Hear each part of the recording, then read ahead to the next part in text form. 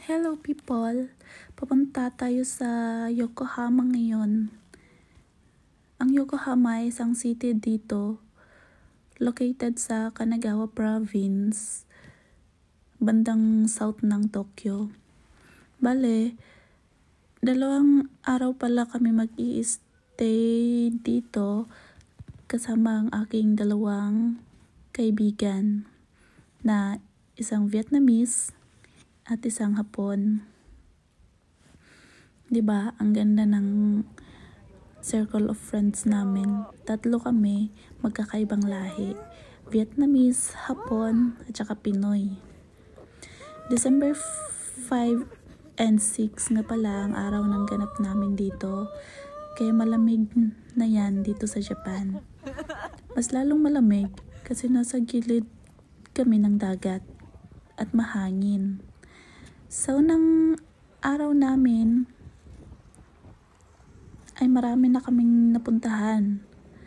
Gaya ng Minato Mirai, Chinatown, Yokohama Ramen, Cup Noodles Museum, Red Brick Warehouse, at saka Cosmo World. Ito na lang yung videong natira na iwan sa akin. Yan, Chinatown. Chinatown pa rin yan. Tapos lakad-lakad lang sa gilid kasi maganda yung view. Autumn eh.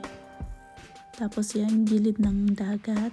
Tapos syempre, bago tayo mag-move forward, kumain muna tayo. Sa gilid yan ng Red Brick Warehouse. May restaurant doon bago kami pumunta sa Cosmo World. 900 naman yung entrance doon. Tapos bumalik kami sa Minato Mirai para makita namin yung mga lights. Tapos pumunta kami sa Chinatown para mag food trip ulit. Saka kami umuwi sa bahay para matulog kasi pagod na kami ng araw na yan. At diretso lakad naman yung ginawa namin. Sa pangalawang araw naman, which is December 6. Nga pala, 2023 pa tong videos na to. Ang ganap naman ngayon ay pumunta sa Sea Paradise. Yokohama pa rin yun. Open pala to everyday from 10 a.m. to 8 p.m. Ang ticket nila ay 3,500 yen per person.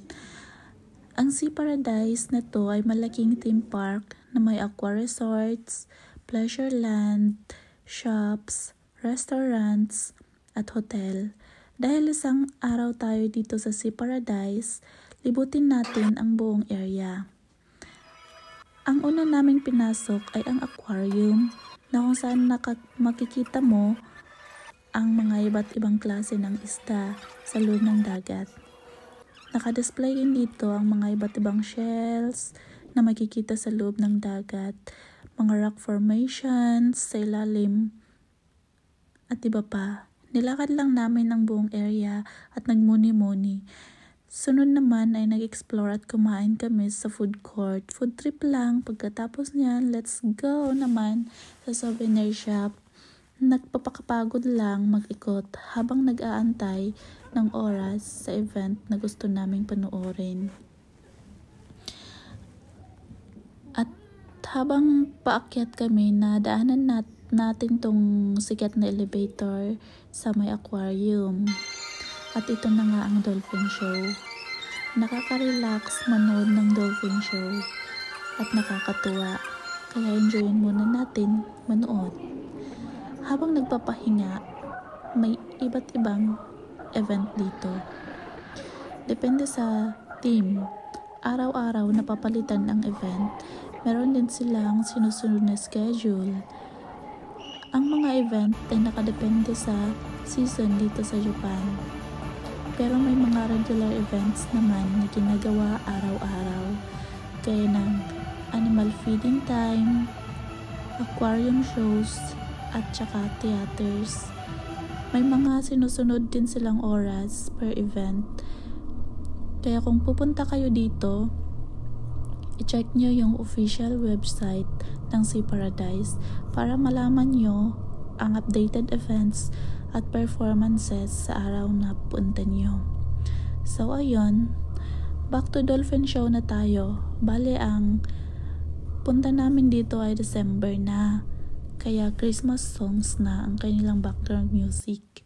Medyo matagal tong show na to, pero para makarelax at saka stress reliever na rin.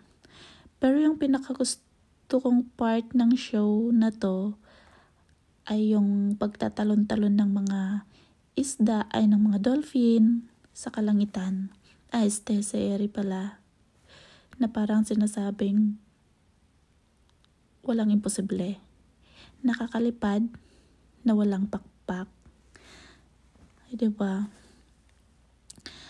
Pagkatapos niyan, habang pauwi kami, nadaanan namin yung malaking turtle na naglalakad sa gilid ng kalsada.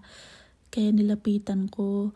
Sabi ko, ay, ang cute naman nitong isdang to. Tapos hinanap ko yung, may buntot kaya to? Wala palang buntot. Tapos yun na yung last day namin sa Yokohama.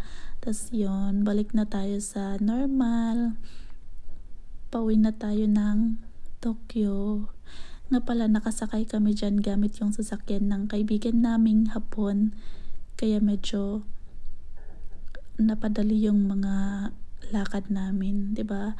Magandang pumasyal-pasyal dito sa Japan pag may sasakyan ka, convenient.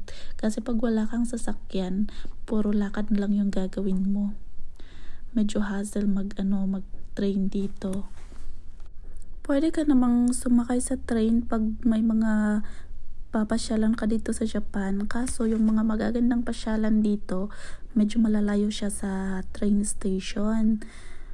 Parang from train station papunta sa gusto mong pasyalan, maglalakad ka pa ng mga 15 minutes to 20 minutes, mga ganyan.